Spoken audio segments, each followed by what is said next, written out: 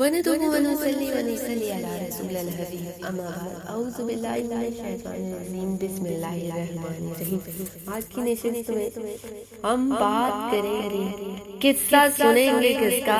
حضرت لقمان کا قصہ، حکیم لقمان کا۔ اب سوال یہاں یہ پیدا ہوتا ہے، یہ سوال ہے کہ حضرت لقمان نبی تھے یا ولی تھے یا کوئی بزرگ دین تھے؟ تو وہم کا تو کوئی علاج نہیں، وہم کا علاج تو حکیم لقمان کے پاس بھی نہیں تھا۔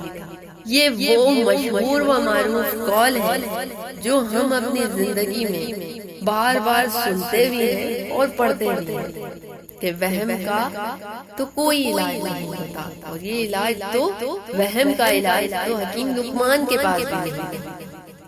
حکیم لقمان اللہ کے وہ نیک اور برگزیدہ بندے تھے جنہیں رب العزت نے حکمت یعنی عقل و فہم، دانائی و بصیرت میں ممتاز ترین مقام عطا فرمایا۔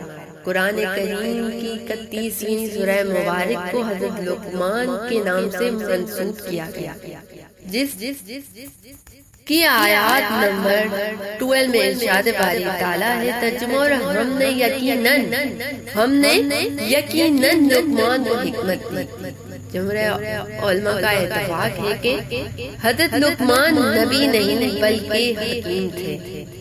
حضرت لقمان فقیہ اور حکیم تھے۔ حضرت لقمان اللہ تعالیٰ کے نیک بندوں میں سے تھے۔ حضرت قتادہ رضی اللہ تعالیٰ عنہ سے مروی ہے کہ اللہ تعالیٰ نے حضرت لقمان کو یہ اختیار دیا تھا کہ نبوت لے لو یا حکمت۔ انہوں نے حکمت اختیار کر لی، اور بعض روایت میں یہ بھی ہے کہ جب انہیں نبوت کا اختیار دیا گیا تو انہوں نے عرض کیا کہ اگر اس کے قبول کرنے کا حکم ہے تو میرے سرآنکھوں پر، ورنہ مجھے معاف فرمایا جائے۔ حضرت قتادہ رضی اللہ تعالیٰ عنہ سے منقول ہے کہ لقمان سے پوچھا گیا، آپ رضی اللہ تعالیٰ عنہ نے فرمایا کہ لقمان سے کسی نے پوچھا کہ لقمان، آپ نے حکمت کو نبوت پر کیوں ترجیح دی جبکہ آپ کو دونوں کا اختیار دیا گیا تھا؟ تو لقمان نے فرمایا نبوت بہت بڑی ذمہ داری کا نام ہے، اگر وہ مجھے میرے اختیار کے بغیر دے دیا جاتا تو اللہ تعالیٰ خود اس کی کفالت فرماتا۔ تو حکیم لقمان نے اللہ تعالیٰ سے دعا کی کہ اللہ تعالیٰ خود اس کی کفالت فرمائے تاکہ میں اس کے فرائض ادا کر سکوں، اور اگر میں اسے اپنے اختیار سے اس کو طلب کرتا ہوں تو ذمہ داری مجھ پر ہوتی۔ حضرت لقمان کے بارے میں اہل شریعت نے مختلف راہ کا اظہار کیا ہے، جس کی اصل وجہ یہ ہے کہ زمانہ قدیم کی تمام تاریخی روایت اور واقعات زیادہ تر زبانی طور پر نسل در نسل منتقل ہوتے تھے۔ اس وقت یا انجیل، توریت کے مرہون تھے جنہیں مختلف ادوار میں اتنی مرتبہ تبدیل کیا گیا کہ دونوں مقدس کتب کی صورت ہی مشکوک ہو گئی۔ چنانچہ قرآن کریم نے ہمیں جس قدر معلومات اپنے نبی صلی اللہ علیہ وسلم کے ذریعے پہنچائی، بس وہی مستند اور معتبر ہے۔ مولانا سید سلمان ندوی رحمۃ اللہ علیہ عز القرآن میں تحریر فرماتے ہیں کہ حضرت لقمان قوم عاد کی نسل سے تھے۔ جب قوم عاد پر اللہ کا عذاب ہوا، اللہ سبحانہ و تعالیٰ کی طرف سے عذاب نازل ہوا، تو حضرت ہود علیہ السلام اپنے ساتھیوں کے ساتھ یمن منتقل ہو گئے تھے۔ انہی میں حضرت لقمان بھی شامل تھے۔ یمن میں ان لوگوں نے اپنی حکومت قائم کی تو حضرت لقمان کو بادشاہ مقرر کر دیا۔ صحابہ رضی اللہ تعالیٰ عنہ و تابعین رحمت اللہ علیہ کی راہ اس حوالے سے مختلف ہے۔ اس سلسلے میں حضرت ابن عباس رضی اللہ تعالیٰ عنہ، حضرت ابو ہریرہ رضی اللہ تعالیٰ عنہ، حضرت مجاہد رضی اللہ تعالیٰ عنہ اور دیگر اکابرین کا بیان ہے کہ لقمان ایک حبشی غلام تھے۔ حضرت سید رضی اللہ تعالیٰ عنہ کا رجحان اس طرف ہے کہ وہ محصر کے رہنے والے اور شیعہ فام تھے۔ حضرت جابر بن عبداللہ انصاری رضی اللہ تعالیٰ عنہ سے مروی ہے کہ حضرت لقمان محصر کے جنوب اور سوڈان کے شمال میں واقع ایک قصبے نوبہ کے رہنے والے تھے۔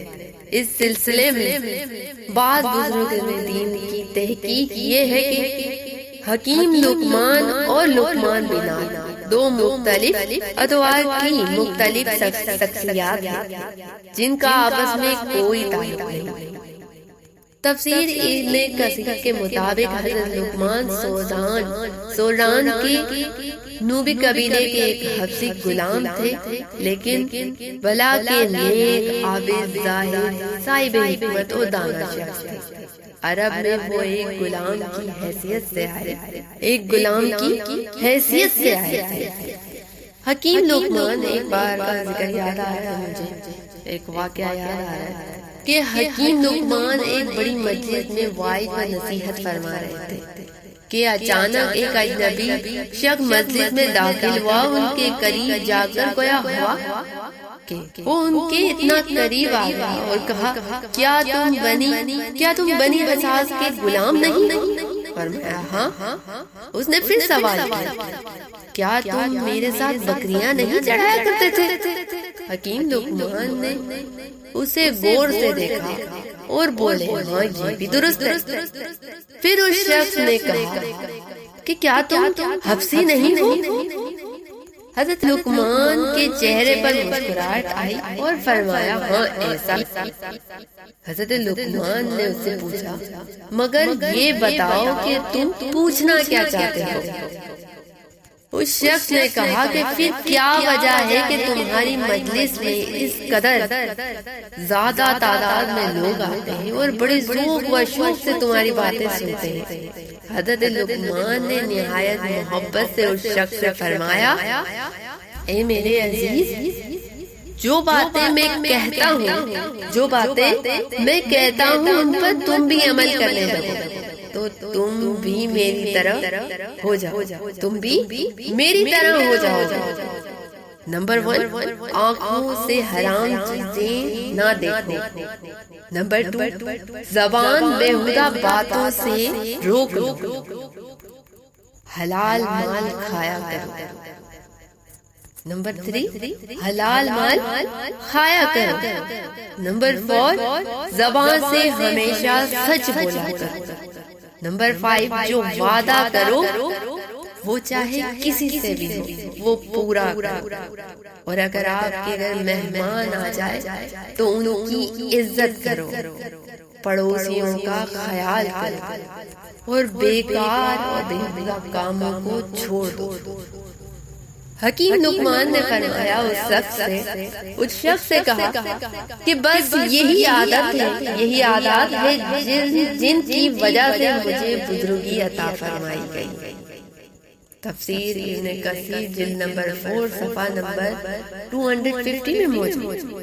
واقعے اور قصے اتنے ہوتے ہیں کہ ٹائم کا پتہ ہی نہیں چلتا۔ میں بتاتے نہیں تھکتی، آپ سنتے تھک جائیں گے وقت کی کمی کی وجہ سے، کیونکہ تذکرہ تو بہت طویل ہے۔ انشاءاللہ تعالی علیہ میں ہم حکیم لقمان کے بارے میں اور بھی تذکرہ سنیں گے، گفتگو میں، تلفظ میں، ادائیگی میں، زبر پیش میں اگر کوئی کوتاہی ہو گئی ہو، غلطی ہو گئی تو رب تعالیٰ کی بارگاہ رحمت میں ہاتھ جوڑ کر معافی مانگتی ہوں۔ اللہ تعالیٰ سے ہمیشہ یہی دعا ہے کہ ہمیں نیکی کرنے کی توفیق اور گناہ سے بچنے کی طاقت عطا فرمائے، اور ہمیں بھی ظاہر سے باطن سے، سیرت سے، صورت سے ہماری دنیا و آخرت اچھی فرما دے، زندگی نے وفا کی تو اگلی نشست میں پھر ہم حکیم لقمان کے بارے میں آگے سنیں گے۔ اب سب سے گزارش ہے کہ جب بھی دعا کے لیے ہاتھ اٹھائے تو میری امی ابو کو اور مجھے ضرور دعاؤں میں یاد رکھیے گا۔ اللہ تعالیٰ سے دعا ہے کہ سب کی مشکلوں کو آسان فرمائے، سب کی پریشانیوں کو دور فرمائے اور سب کی حفاظت فرمائے۔ وآخر دعوانا الحمدللہ رب العالمین۔ پر حق لا الہ الا اللہ محمد رسول اللہ صلی اللہ علیہ وسلم۔